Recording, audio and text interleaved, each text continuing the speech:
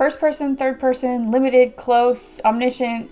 What do all these points of view terms even mean, and how do we know which one to use?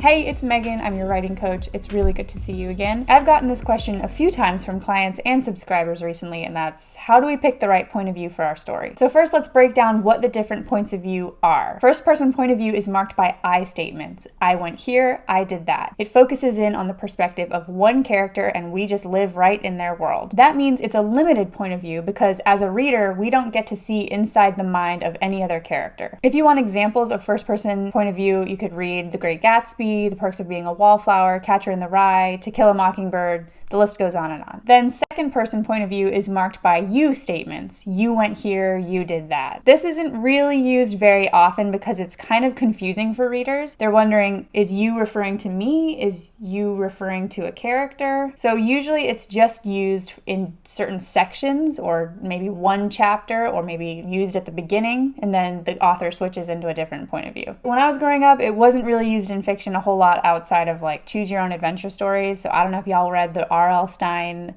Goosebumps Choose Your Own Adventures. Those were awesome. But now it is becoming a little bit more common in fiction, but again, just in certain sections. It's not very common to find a whole book written in it. You might find a whole short story or maybe even a novella, but a whole novel, not very common. But if you're interested in seeing how second person has been used successfully by other authors, try reading Bright Lights, Big City or The Night Circus. And then third person point of view is the classic they point of view. They went there, they did that, he did this, she did that, etc. But there are three distinctions within third person point of view as well. So there's close or limited third person point of view, and that just means your narrator is focusing on one character and their thoughts and feelings. We don't get to see inside the heads of any other characters, only the main character. So it's really similar to first person point of view, but the main character isn't actually telling the story, the narrator is. So for example, instead of me saying, I really enjoyed making this video on points of view, I wonder if anyone will try writing a whole novel in second person. I would say, Megan really enjoyed making this video on points of view, and she thought to herself, I wonder if anyone's going to write a whole story in second person. To explore close or limited third person point of view, you could read Pride and Prejudice or Fahrenheit 451. Objective third person point of view is similar, but we actually don't see into the minds of any character. So the narrator is very objective. They don't have a subjective view of what's going on. So they don't know what any character is thinking or feeling, but they just know what is happening. So it's very objective. I feel like this is also kind of a rare one. You don't see it very often, but Hills Like White Elephants is a good example if you want to check it out. Then we have omniscient third person point of view, and this is where the narrator knows about all of the characters and what they're thinking and feeling. So omniscient being all-knowing, you can think of it that way. The narrator knows everything. And so the reader knows everything. Examples of omniscient narration, you're going to want to read The Count of Monte Cristo, although some people argue that that's objective third person, but I think it's probably omniscient, at least in parts. Or you can read Little Women. That's definitely omniscient third person narrator. Okay, so you've got first person, I, second person, you, third person, he, she, they. And then third person has three categories. You can think of it third person, three categories. You've got limited, close third person, objective third person, and omniscient third person. The best way I can describe thinking about different points of view is through distance. So how close are your readers going to be to each of your characters? If it's first person, they are very close to my main character. You can't get closer than first person, but the limitation is you can only get close to that one character. If it's limited third person, they're still really close to my main character, but not as close because it's a narrator telling the story, not my character. Then if you're using third person objective, you're the most removed, so you're keeping your readers at a distance. And if it's omniscient, then you're letting them closer to all of the characters. So now that we know all of this, how do we choose which one's right for our story? And keep in mind that you can switch points of view as you go along and as you write, but you just want to make sure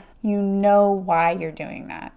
And you want to make sure you're not switching points of view inconsistently. So if your story starts out and the first 30 pages are all from one character's point of view, and then all of a sudden within one scene you're switching into another character's point of view, that's going to be jarring for the reader. They're going to be like, wait, who's telling this story? So you just want to make sure it's consistent. If you're switching points of view, I always say add a scene break or a clear delineation between one character's point of view and another, or you need to set it up ahead of time at the beginning that you're going to be working with multiple points of view. So aside from thinking about how close you want your readers to be to your characters, there are a few other things to consider for each point of view. First person's great if you want to dive deeper into character development, give your story a distinct style or voice, or even create an unreliable narrator. Because anytime it's one character telling their own story from their perspective, you're not really going to be able to trust 100% of what they say. They don't have the full picture that a third-person narrator would have. So if you want to leave your readers wondering what's true and what's not, a first-person point of view is an awesome way to go. Second person is great if you want to have moments where your reader is fully immersed in your world or in a particular event that's going on. And then, of course, third-person point of view is most beneficial if you want to incorporate the perspectives of multiple characters. It can also help you develop your own voice as an author, or allow you to go a little bit deeper into world building and scene setting. If you're not sure which point of view to use, what I always say is try writing a couple of scenes in one point of view, and then try writing them again in another point of view. Usually one of them will feel a bit smoother, and you'll be able to write a little bit easier in one versus the other. So sometimes you just need to try it out and see which one fits. But if you're like, well, both of them kind of feel fine to write in, then you're going to want to review back on what we've talked about before and say, okay, where do I want my readers to be in relationship to my characters? Just don't do what I did, which was like writing 50 pages in one point of view before you realize you should probably switch.